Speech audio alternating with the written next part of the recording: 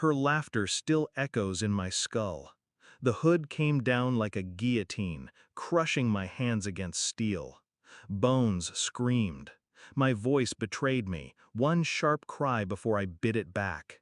She leaned over, eyes gleaming with delight, whispering, "Your screams are music to my ears."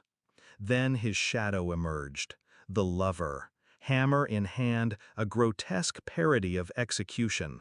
"Let's finish this," he said, as if it were routine. I closed my eyes, not out of surrender, but calculation. Pain dulled into clarity. If this was the end, I would meet it without fear. Then, her, my daughter, 10 years old, trembling but fierce, clutching something I couldn't see.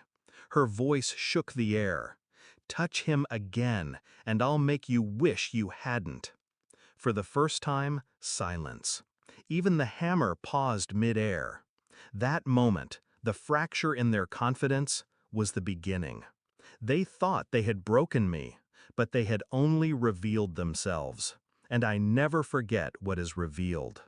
The hand healed slowly, but silence healed faster. I didn't ask questions. I didn't rage. I studied.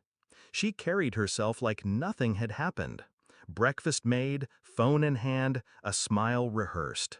But I saw it, the quick texts she sent when I turned, the faint perfume that didn't belong to her. Her lover wasn't just a man, he was an intruder woven into my life, my garage, my kitchen, my daughter's line of sight. And yet, she laughed louder now, a performance, to cover the fracture, to seal over suspicion with noise. I played along, nodded, smiled, even kissed her cheek when she leaned close. Inside, something colder replaced my pain. Not grief, not rage, calculation. I began with the phone records. Nights she claimed to be out with friends matched his late shifts.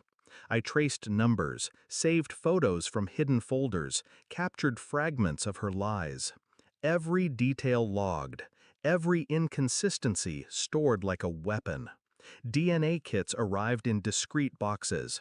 My daughter's toothbrush sealed in plastic. A strand of hair slipped into an envelope. I mailed them away without hesitation. She never noticed. She never suspected the silence was her undoing. I told her nothing. We sat together at dinner, her laughter echoing against my stillness. She thought I was defeated, but silence is sharper than accusation. And suspicion, once planted, doesn't fade. It grows, steady and relentless, until the truth has no place left to hide. The results came on a gray morning. I opened the envelope alone, hands steady this time. Her lover's shadow was deeper than betrayal. The DNA confirmed what my silence had suspected. My daughter was not mine. A decade of lies, a family built on a performance. I folded the paper carefully, slid it back into the envelope, and placed it on the table when she came home. She saw it. She froze. "What is this?" Her voice cracked. Mine didn't. "Open it." She did. Her hands trembled as the truth stared back at her. I watched her crumble without a word, her mouth moving soundlessly, excuses dying in her throat. I stayed still, calm, cold.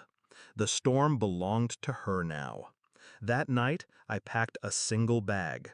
She followed me, pleading, screaming, clawing at explanations that no longer mattered.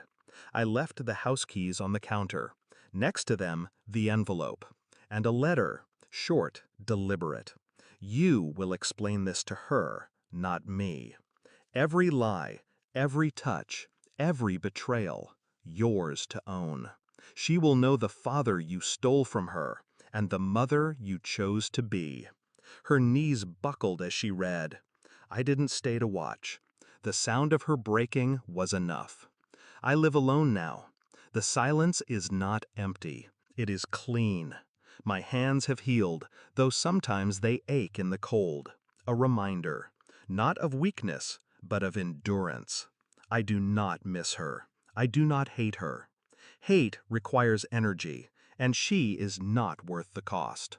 She wanted me to scream, to bleed, to lose myself in her cruelty. Instead, I left her in the ruins of her own making. I am not broken. I am finished with her. And that is my victory.